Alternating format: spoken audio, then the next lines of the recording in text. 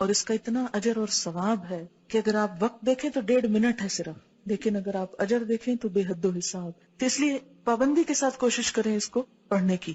اور گھڑی دیکھ لیں، آپ کا کوئی بڑا وقت نہیں لگے گا. انسان یہ صرف شیطان کا بھلاوا ہوتا ہے کہ انسان یہ نیکی نہ کرے اور اتنا بڑا اجر نہ کمائے. شیطان کا بھلاوا ہوتا ہے یہ. لہٰذا وہ کہتا ہے وہ دیکھو وہ کام، وہ دیکھو وہ کام، وہ بھی ہے وہ بھی ہے، وہ چھوڑو پھر کر لینا، چلتے پھرتے کر لو، اٹھو اٹھو یہاں سے. جس طرح قرآن میں آتا ہے فسبح وادبار السجود، سجدوں کے بعد بھی رب کی تسبیح کرو. لہٰذا کیا پڑھتے ہیں 33 دفعہ سبحان اللہ، 33 دفعہ الحمدللہ، 34 مرتبہ اللہ اکبر. کیونکہ نماز کے بعد اللہ کی رحمت متوجہ ہوتی ہے، دعا مانگنے کا وقت ہوتا ہے. کچھ اور جو ہم عربی میں نماز کے اندر نہیں مانگ سکے اب باہر مانگ رہے ہیں، لیکن شیطان کہتا ہے کسی طرح نہ ہی مانگے تو اچھا، محروم ہی اٹھ جائے.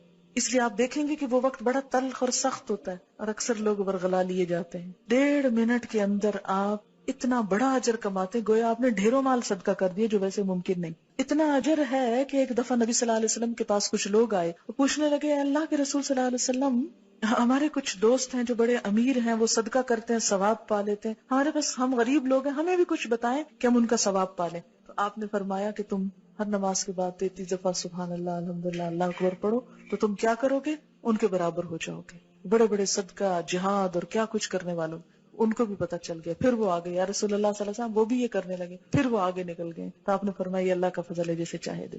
پھر ہوتا ہے اب نماز پڑھ لی، جلدی جلدی وہ بلا کے آرڈر کر دیں سب کو جو جو کچھ کہنا ہے، پھر بولنا شروع کر دیتے. لہٰذا تھوڑا سا اور صبر. وہاں تو فرض تھا چپ رہنا، اب کیا ہے نفل ہے چپ رہنا.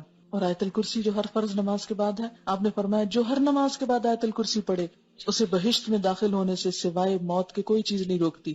گویا جنت کا دروازہ کھل گیا اس کے لیے. اسی لیے فرض نماز کے بعد جو آیت الکرسی ہے اس کا بھی بڑا اجر ہے کہ جو پڑھے گا وہ اس کے بعد فوت ہو جائے سیدھا جنت میں. لیکن آپ نے فرمایا یہ صرف انبیاء، صدیقوں اور شہیدوں کو یہ صفت ملتی ہے، ہر کوئی نہیں اس کی پابندی کر سکتا. کیوں؟ کیونکہ ہر بات جو نماز میں یاد آنی ہوتی. ہم کہتے ہیں یہ کون سی مجبوری ہے، پابندی ہے، آپ تو بول لو خیر ہے، وہ پوری کیفیت نہیں تاری ہوگی. اس لیے تھوڑا سا صبر. اور لیکن یہ آپ کا بائی چوائس ہے، اب آپ کی مرضی ہے آپ صبر کریں یا نہ کریں. لیکن جو کر جائے وہ اب وہ وقت ہے پھل توڑنے کا، اب وہ وقت ہے نتیجہ لینے کا، دعا مانگنے کا. اس وقت میں اگر آپ گئے تو گئے، چھٹ گیا تو رہ گیا. کیونکہ اس وقت انسان کو فیل ہوتا ہے اچھا میں نے اتنی اچھی نہیں نماز پڑھی، کو بہت سیٹسفیکشن نہیں ہوتی. پھر انسان کو کہا سیٹسفائی ہو جاؤ، مانگو اللہ سے اللہ اور اچھی عبادت کی توفیق دے.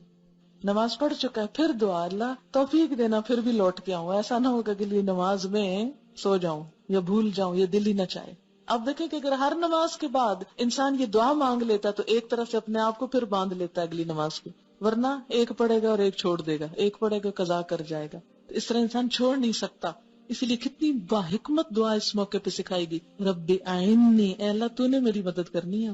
اللہ ذکر کا کہ پھر تیرا ذکر کروں، شکر کر تیرا شکر گزار بندہ بن کے رہوں، وہ حسن عبادت سے بھی اچھی عبادت کروں. یہ جو ذکر ہے یہ مسنون ہے. کچھ سوال ہیں کہ میں جلدی سے جواب دیتی ہوں. نماز ختم کرنے سے پہلے سورۃ البقرہ کی آخری آیات اور حشر کی آیات پڑھنا جائز ہے؟ ذکر میں آپ جو کچھ بھی پڑھیں لیکن یہ مسنون نہیں ہے. مسنون وہی ہے جو میں نے آپ کو بتا دی ہے. اس کے علاوہ آپ اردو پنجابی میں اپنی دعا مانگ سکتے ہیں جو بھی آپ کریں.